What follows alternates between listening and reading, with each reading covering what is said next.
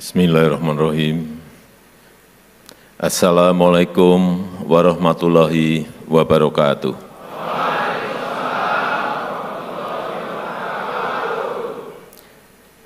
Alhamdulillahirabbil alamin. Asyhadu an la ilaha illallah wahdahu la syarikalah wa asyhadu anna Muhammadan abduhu wa rasuluh allati la nabiyya ba'dah amma ba'du.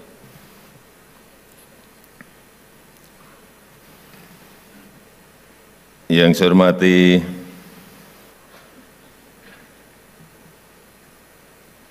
para pimpinan dan ketua lembaga negara yang hadir, yang saya hormati para menteri Kabinet Indonesia Maju hadir bersama saya, Pak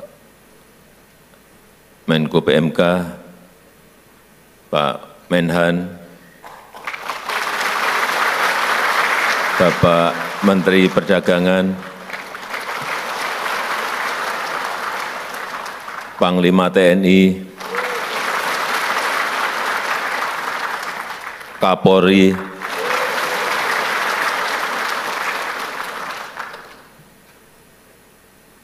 yang saya hormati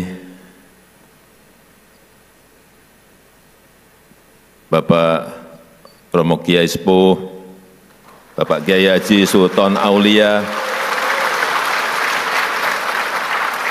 beserta Ketua Dewan Penasihat DPP RI, Bapak Kiai Haji Edi Suparto Saifuddin, yang saya hormati Ketua Umum DPP LDI, Bapak Kriswanto Santoso,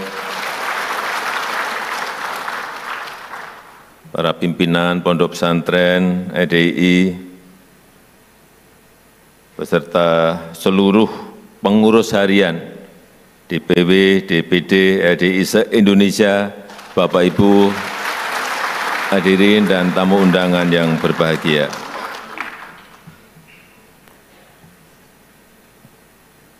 Selalu di mana-mana yang kita bicarakan adalah harapan kita kepada Indonesia Emas 2045.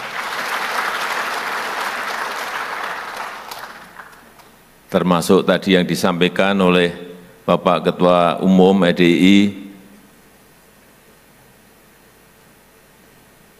memang kita diberikan peluang karena bonus demografi tahun 30-an, 2030-an itu memang biasanya dalam sebuah peradaban negara itu diberi kesempatannya satu kali. Tinggal kita bisa melaksanakan, melakukan lompatan atau tidak. Dan kuncinya betul Pak Kriswanto tadi adalah di pembangunan sumber daya manusia.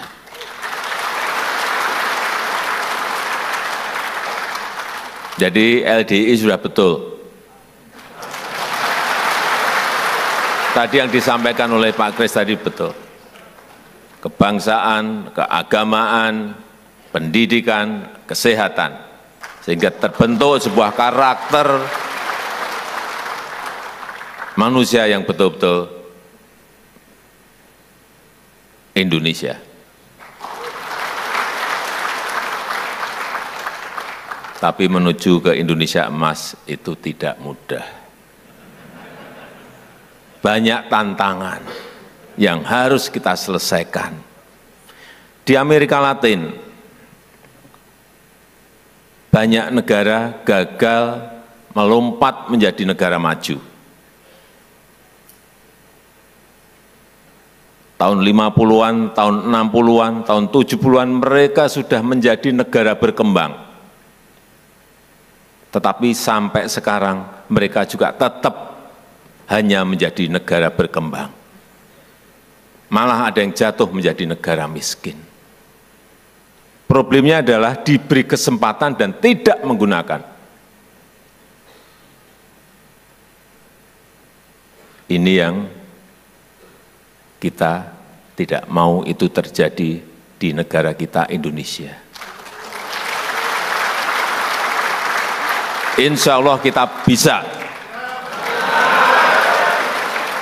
Asal semangatnya seperti di Rakernas LDI pada pagi hari ini.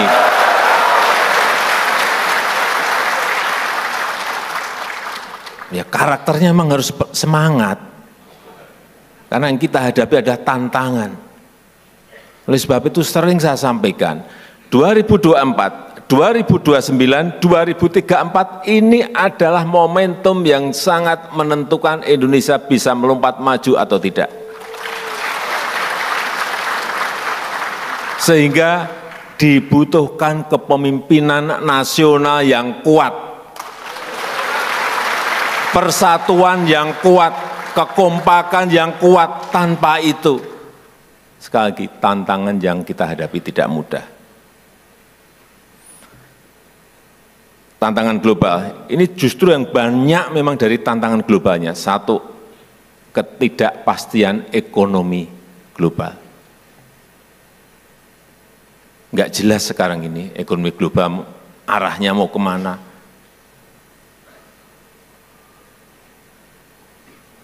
Baru bisa menyelesaikan satu saja muncul persoalan ekonomi yang lainnya.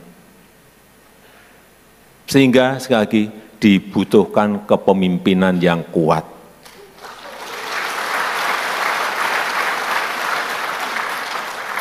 Jadi yang ditampilkan tadi pencak silat tadi benar.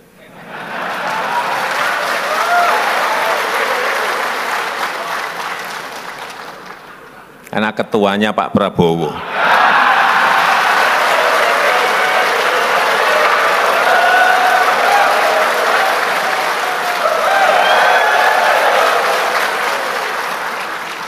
Sekjennya Pak Teddy.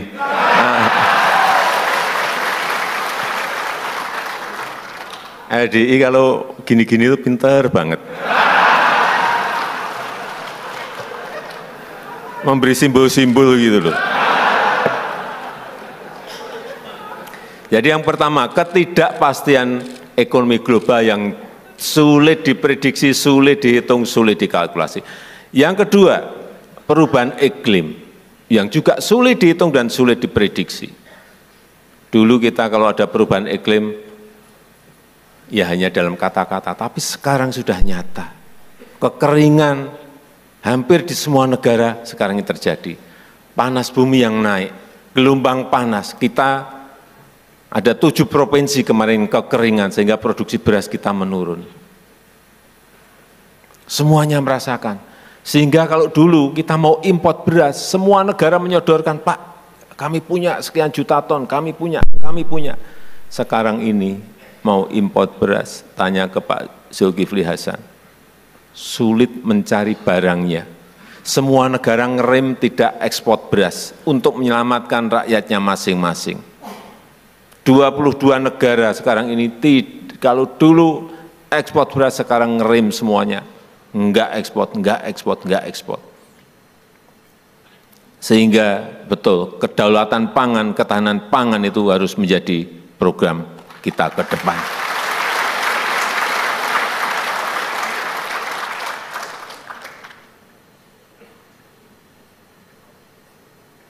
Ketidakpastian ekonomi global satu, yang kedua perubahan iklim, yang ketiga perang.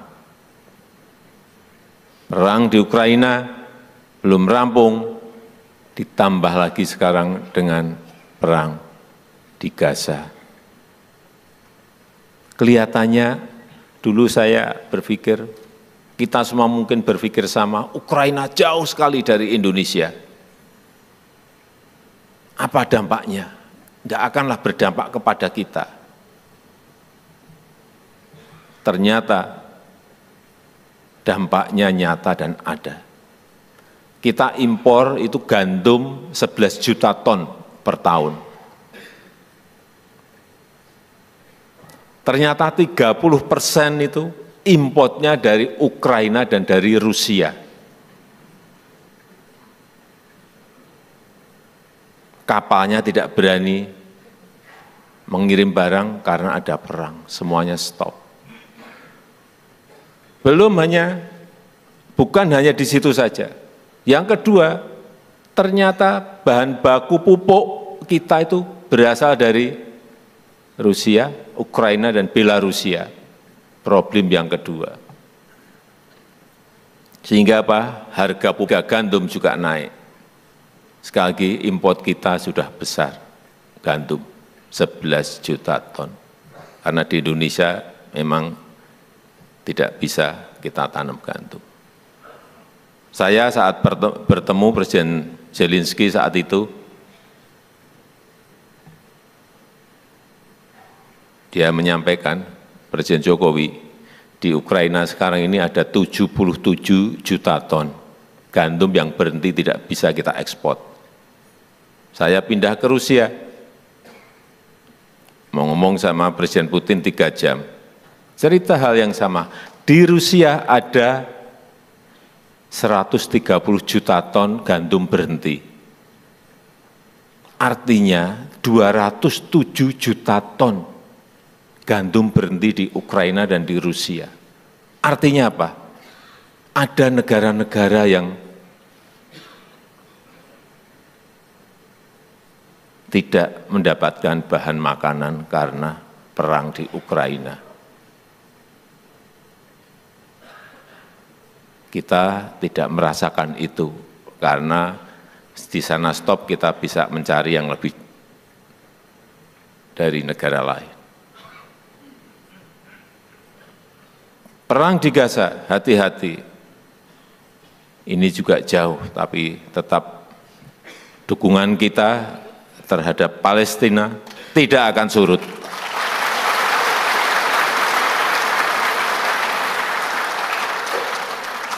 Coba Bapak Ibu lihat, Menteri Luar Negeri Bu Retno Marsudi waktu di Dewan Keamanan PBB, paling lantang, paling keras, dan paling menentang.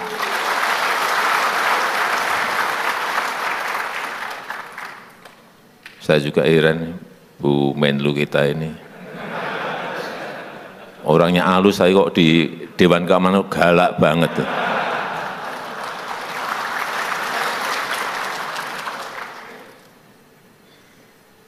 Kembali, jadi artinya apa?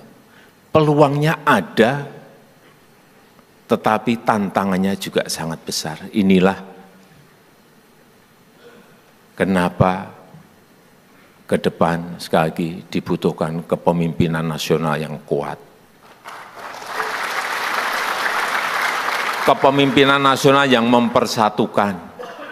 Kepemimpinan nasional yang mau merangkul semuanya untuk kekompakan, kesolidan, untuk persatuan negara ini dalam mencapai sebuah cita-cita besar Indonesia Emas 2045.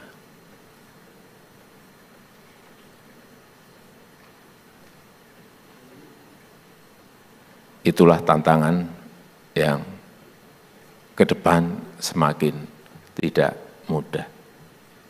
Tapi sekali lagi dengan karakter yang kita bangun, karakter SDM yang kita bangun, saya meyakini insya Allah kita bisa mencapainya.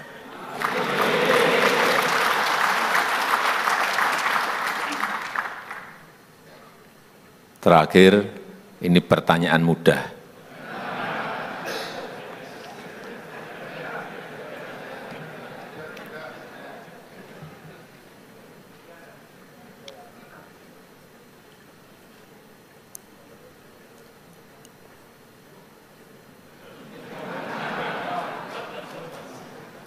Jauh di mata, dekat di hati.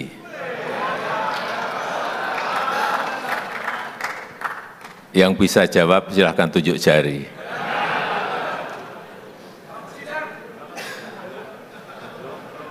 Ya, yang teriak boleh.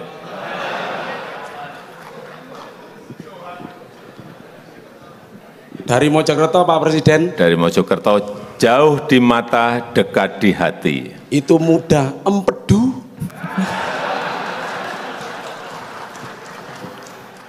Kalau bertanya dia itu pinter-pinter semua.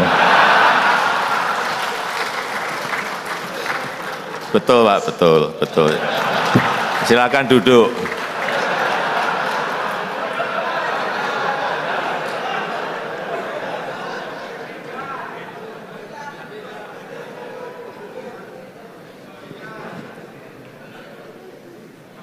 untuk ibu-ibu.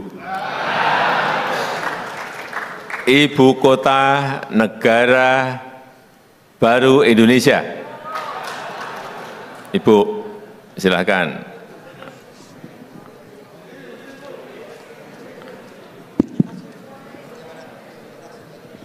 Ibu kota negara baru Indonesia. Bismillahirrahmanirrahim. 2024 insya Allah IKN Bapak Presiden. Terima kasih.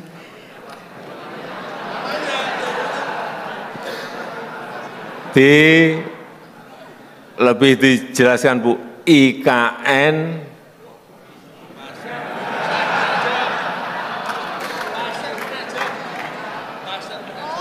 Nama kotanya Pasar Penajam. Terima kasih. Ibu kota negara Republik Indonesia. Ibu kota negara baru Indonesia.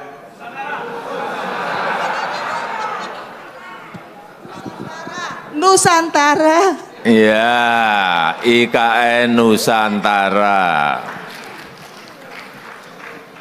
Saya rasa itu yang bisa saya sampaikan dalam kesempatan yang baik ini. Dan dengan mengucap Bismillahirrahmanirrahim, pada pagi hari ini secara resmi saya buka Rapat Kerja Nasional Lembaga Dakwah Islam Indonesia tahun 2023 dan saya resmikan Gedung Serbaguna Minhajul Rosyidin di Kecamatan Cipayung, Kota Jakarta Timur, Provinsi DKI Jakarta. Terima kasih. Wassalamualaikum warahmatullahi wabarakatuh.